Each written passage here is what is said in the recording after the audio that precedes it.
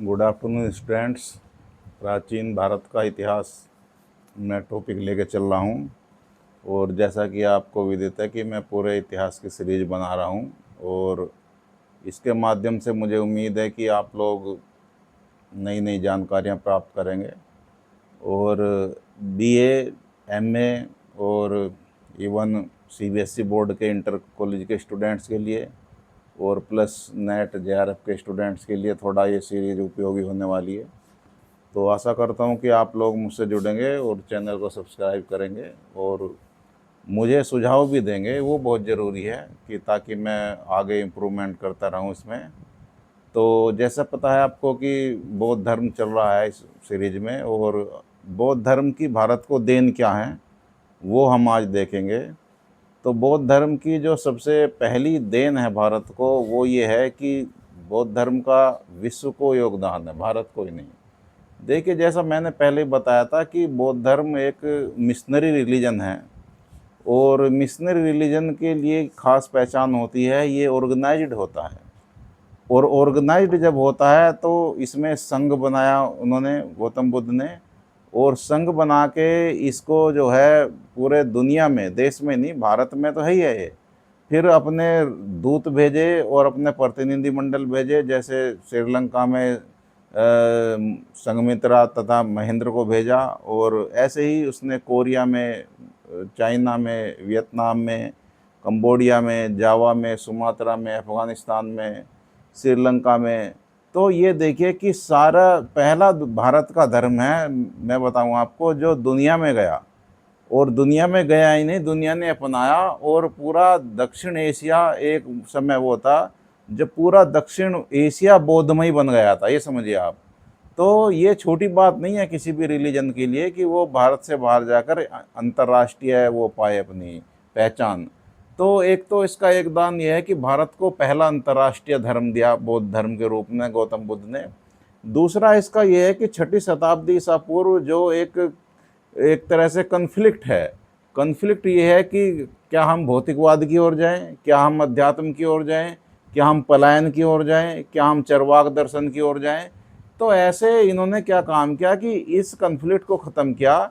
और गौतम बुद्ध ने मध्यम मार्ग अपना के ये कहा कि हम एक मध्यम मार्ग की तरफ जाएं, मतलब हम विकास को स्वीकार करें, नगरीकरण को स्वीकार करें और मानव विकास का जो एक तरह से ये चक्र आया है इसमें आगे बढ़ते जाएं। और व्यापार को और पूंजीवाद को, देखिए उन्होंने कहा कि व्यापारी, पूंजीवादी और उत्पादक वर्ग सब आपस में मिलकर रहें और एक ऐसा समाज निर्माण करें जिसमें कन्फ्लिक्ट कम हो, और जो कन्फ्लिक्ट है भी उनको सुलझा लिया जाए। कि जैसे उनके जो विचार हैं वो ये हैं कि आप जो हैं महिलाओं के प्रति, दलितों के प्रति और डिप्राइव्ड के प्रति, सप्रेस्ड के प्रति उनकी जो दया, अहिंसा और एक तरह से ये भाव बौद्ध धर्म के भाव हैं, उन्होंने मानव को पलायन से बचाया। और ये नहीं है कि सब संन्यास ले लें, उन्होंने कहा कि मानव का फर्ज है कि सेवा मात्र। तो एक तो आप दीवो भव, अपना दीपक स्वयं बने। उसने छोटा नीचा, ऊंचा नीचा ये सब देखने से मना कर दिया और उन्होंने कहा कि आप जो है अपने लिए खुद रास्ता बनाएं। दूसरा है कि संघ का, देखिए मैंने कहा था कि संघ बना बौद्ध में पहला, संघम शरणम गच्छामि। और ये संघ कुछ नहीं है, एक parliamentarian form of the government है।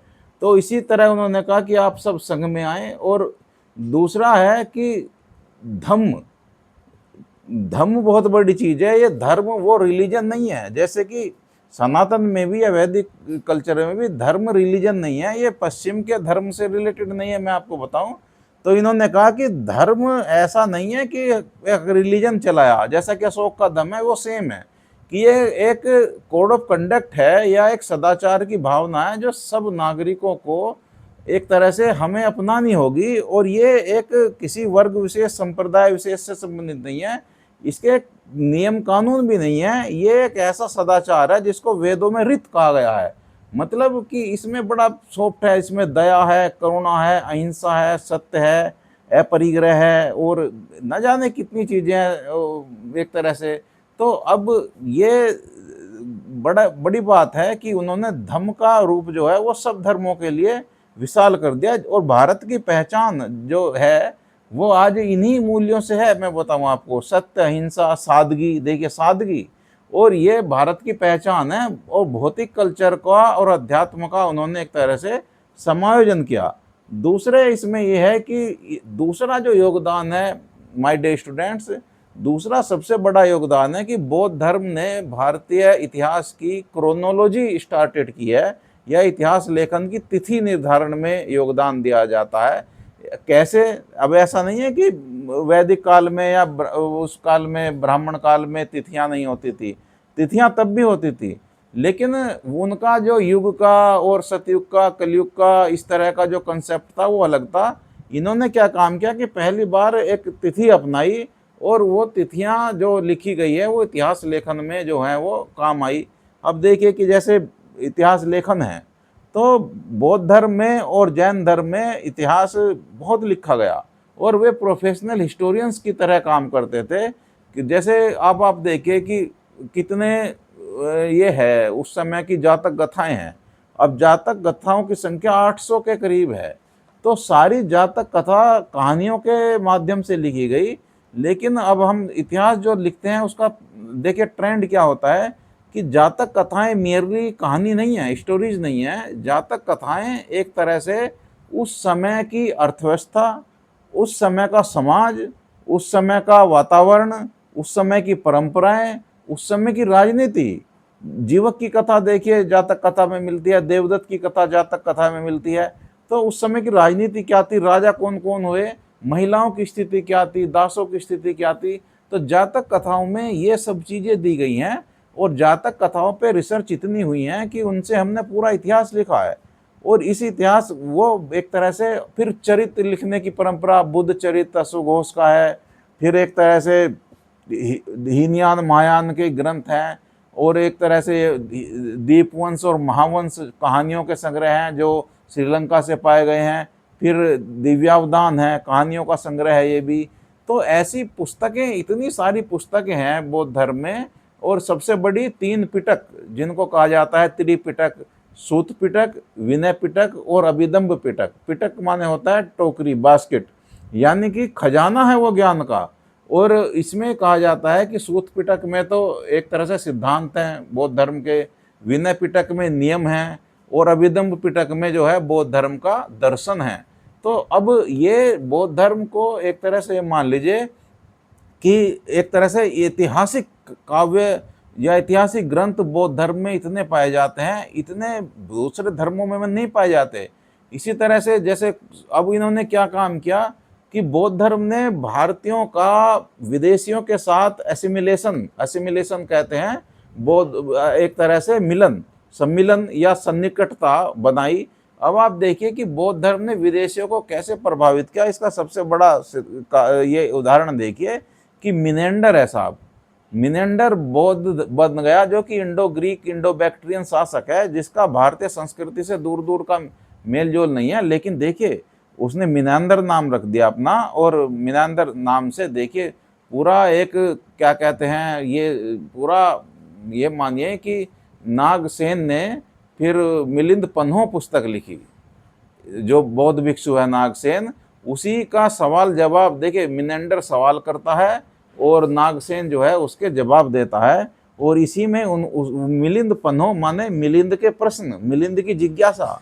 अब इसी की मिलिंद पन्हो इतनी बड़ी पुस्तक है कि वो इतिहास समेटे हुए है, और उसमें 75 व्यवसायों का उल्लेख है, 75 संघ और श्रेणियों का उल्लेख है। ये देखिए आप कितना वाइड ग्रंथ है मिलिंद पन्हो। तो अब आप ये देखेंगे कि ये विदेशियों को भारत में आने के लिए उत्प्रेरित भी कर रहा है, प्लस उनका भारतीयकरण भी कर रहा है ये बौद्ध धर्म। और सबसे बड़ा जो भारतीयकरण क्या, देखिए कुषाणों का क्या, इसने क्या, कनिष्क जो इतना एक तरह से विदेशी शासक है, लेकिन आज भारतीय शासक से भी ज़्यादा योगदान है उसका लिखने में इतिहास। और वो कालजयी शासक है कनिष्क। और मिलिंद पन्हो उसमें कुषाण में जो कनिष्क है, कनिष्क ने बौद्ध धर्म की महायान शाखा को अपनाया, और बौद्ध धर्म की महायान शाखा को अपनाकर उसने चौथी संगीति, जो चौथी बौद्ध धर्म की संगीति थी वो कुंडलवन में हुई थी। उसके वो कराई जिसमें वसुमित्र ने भाग लिया, और उसमें कितने सारे ग्रंथ लिखे गए और विभाषा शास्त्र नामक एक पुस्तक लिखी गई। तो अब ये देखिए कि मिलिंद के जो एक तरह से, या सॉरी, कुषाणों के काल की और आगे भी कुषाण काल के जो सिक्के हैं, जो कुषाणकालीन मुद्राएं हैं, उन पे बौद्ध धर्म, शैव धर्म, वैष्णव धर्म और देवी देवता भारतीय है उनके चित्र मिलते हैं। तो इससे ज़्यादा भारतीयकरण किसी भी जाति का या किसी भी विदेशी शासक का नहीं हो सकता जितना बौद्धों ने किया।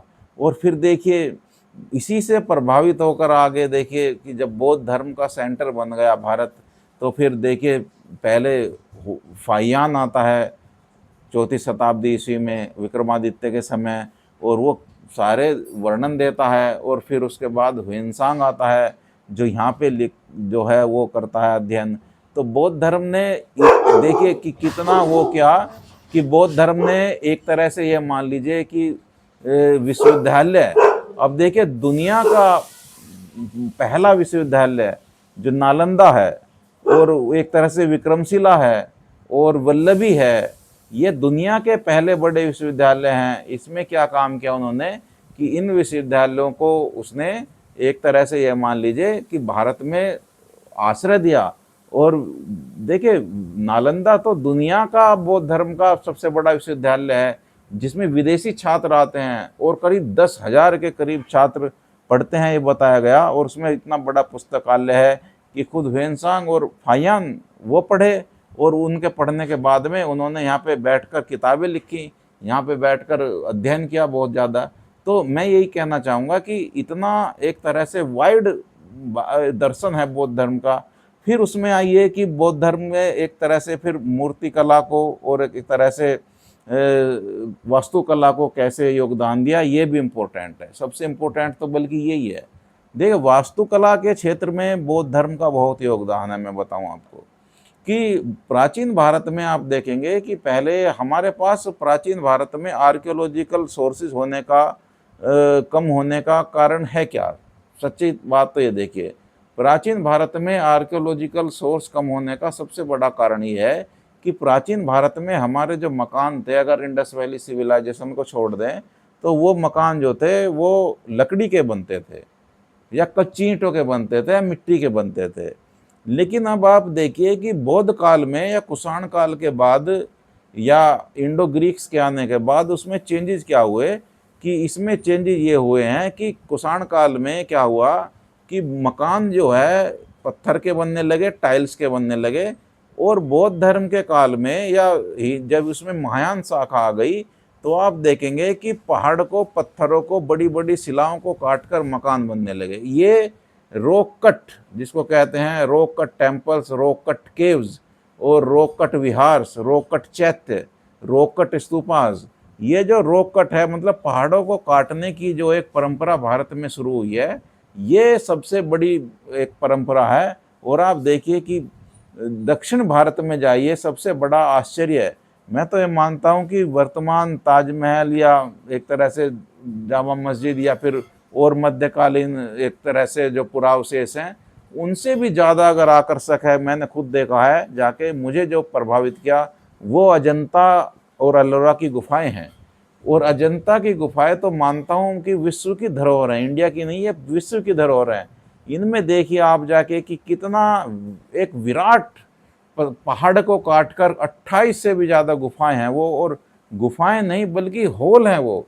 और हॉल में 3D एनिमेशन से आप उस टाइम का सोच के देखिए, 3D एनिमेशन से काटकर जो है वो बनाई गई हैं गुफाएं, और 3D एनिमेशन से काटकर चित्र पेंटिंग, इतने साल बाद भी उनके रंग नहीं गए हैं। ये समझिए कि कितने एक तरह से कितने टेक्नोलॉजी रही होगी उनकी, कि रंगों को भरने के लिए उनमें जो रंग बनाए गए कितने पक्के रहे होंगे, कि इतनी बारिश, इतनी नमी, जहाँ पे है वो नमी बहुत है महाराष्ट्र में, झेलने के बाद भी वो जस के तस हैं।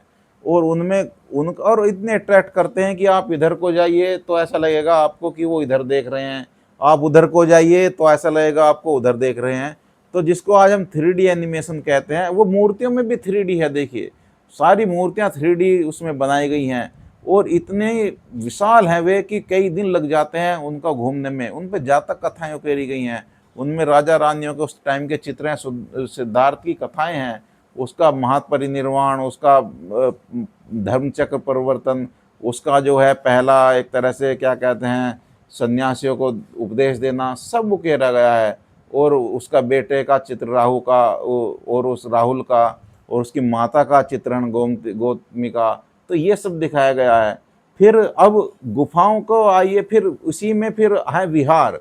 विहार कहते हैं कि जहाँ पे बौद्ध धर्म के भिक्षु रहते थे। विहार माने होता है रहना। अब जब बौद्ध धर्म के भिक्षु प्रचार करते थे, जब वे पूरे देश में घूमते थे, तो पर्टिकुलर जगह पे आके बरसात के दिनों में, चौमासे में वो रहते थे, और उसके रहने के बाद में वो वहाँ पे विश्राम करते थे, फिर अगले ऋतु का प्रोग्राम तय करते थे। और हजार हजार भिक्षु रहते थे एक एक विहार में। तो विहार कार्ले का विहार है, और क्या कहते हैं खुद अजंता अलोरा में विहार हैं, और खुद जो है नासिक में विहार हैं, और इतने विहार हैं कि उनकी संख्या कई सौ है। फिर है चैत्य। चैत्य माने होता है चिता पे बने हुए अवशेष, और चैत्य का ही एक रूप है स्तूप। अब गौतम बुद्ध के अवशेषों को रखकर, या उनके जो बोधित्सव हैं, उनके जो संत हैं बौद्ध धर्म के या महात्मा हैं, उनके अवशेषों को रखकर उन्होंने विहार चैत्य बनाए।